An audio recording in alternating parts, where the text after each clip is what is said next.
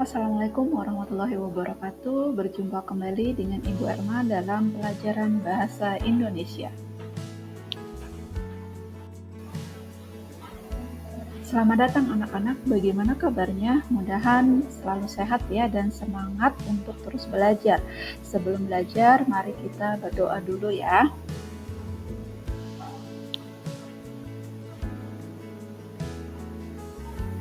Selamat datang di dunia petualangan kata-kata. Jadi materi kita hari ini yaitu tentang teks narasi. Hari ini kita akan menjelajahi dunia yang penuh warna dan imajinasi melalui teks narasi. Apakah kalian pernah merasakan berpetualang di hutan belantara atau mungkin bertemu dengan makhluk-makhluk fantasi di dunia hayalan ya tentunya. Kemudian itulah yang disebut dengan kekuatan dari teks narasi. Mari kita bayangkan saat-saat menarik ketika sebuah cerita membawa kita ke tempat-tempat yang belum pernah kita kunjungi sebelumnya. Dari halaman buku, kata-kata menjadi jembatan menuju dunia baru yang menakjubkan.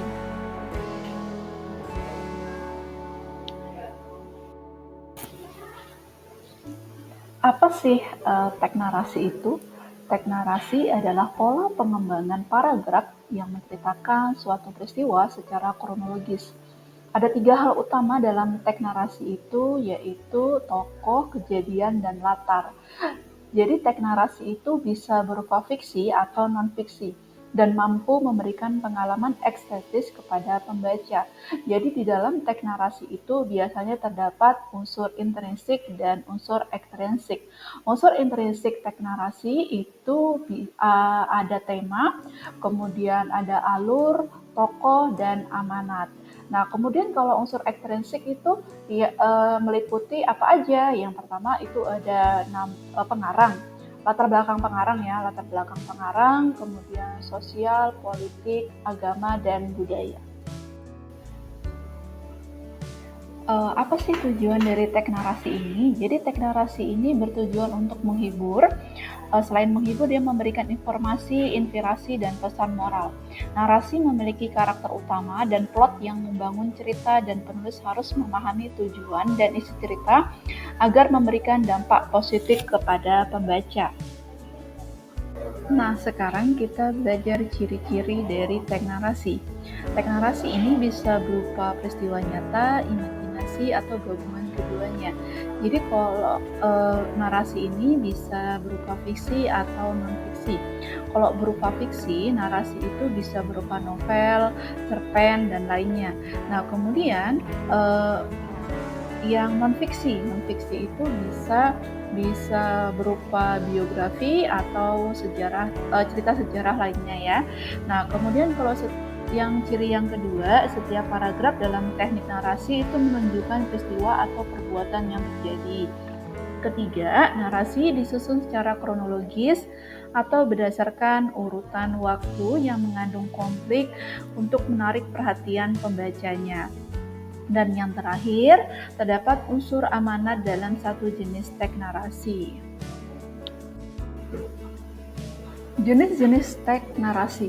Jadi teks narasi itu ada 3 jenis, yaitu teks narasi ekspositorik, yaitu yang pertama jenis teks narasi berisi fakta objektif tentang tokoh atau peristiwa yang berkaitan dengannya, mulai dari lahir hingga kabar terbaru dan bersifat ilmiah. Ini termasuk contoh buku biografi atau peristiwa sejarah. Kemudian jenis yang kedua itu ada yang namanya teks narasi sugestif ya. Jadi teks narasi ini memberikan informasi mendetail secara runtun seperti biografi dan peristiwa bersejarah. Narasi ini berisi fakta objektif tentang tokoh dan peristiwa yang berkaitan dengannya, mulai dari lahir hingga kabar terbaru dan bersifat ilmiah. Kemudian untuk teks narasi yang ketiga itu ada narasi artistik. Teks narasi ini bisa fiksi atau non-fiksi. umumnya imajinatif dan menggunakan bahasa kiasan atau lambang figuratif untuk memberikan hiburan dan amanat yang tersirat bagi pembacanya. Nah, tadi kita sudah belajar tentang ciri-ciri teks narasi. Sekarang kita belajar struktur teks narasi. Jadi yang pertama itu ada orientasi.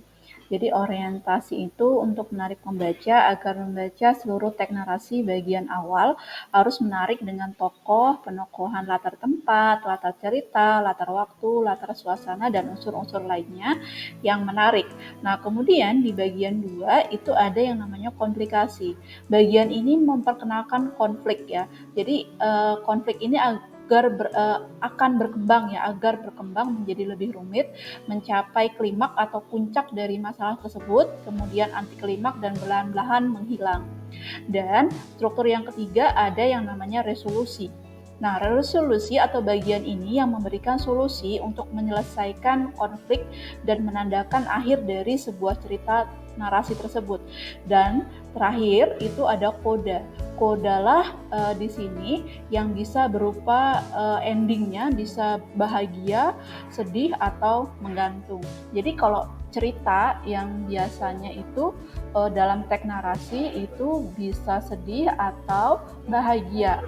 Kalau menggantung saya sarankan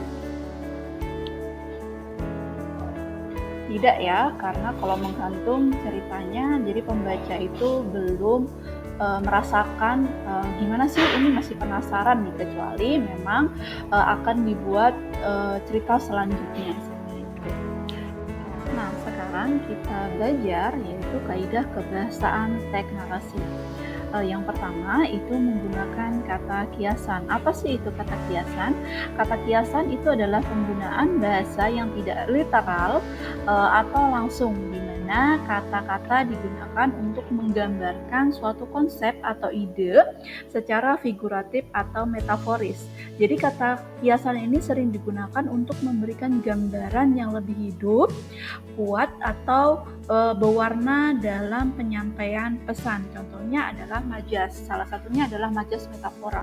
Jadi kalau majas metafora contohnya adalah bunga desa. Bunga desa itu bermakna gadis cantik yang ada di desa, bukan bunga yang di desa. Nah, itu yang disebut dengan kata kiasan. Oke, yang kedua yaitu menggunakan kata kerja transitif dan intransitif. Apa sih yang dimaksud dengan kata kerja transitif? Nah, kata kerja transitif itu yaitu kata kerja yang membutuhkan objek langsung untuk melengkapi maknanya. Jadi objek langsung ini adalah orang atau benda yang langsung menerima aksi dari kata kerja tersebut. Contohnya, dia membaca buku. Nah, kata kerja membaca itu adalah objek langsung dari buku. Nah, kata kerja intransitif. Nah, kata kerja intransitif itu jenis kata yang tidak memerlukan objek langsung untuk melengkapi maknanya dengan kata lain. Kata kerja ini bisa berdiri sendiri tanpa membutuhkan objek. Contohnya, dia tidur, mobil itu berjalan. Nah, dari kata kerja tidur itu merupakan kata kerja intransitif. Nah, yang ketiga menggunakan kata benda, sifat, frasa. Kalau kata benda itu contohnya bisa buku, kemudian meja, kursi, dan lain sebagainya.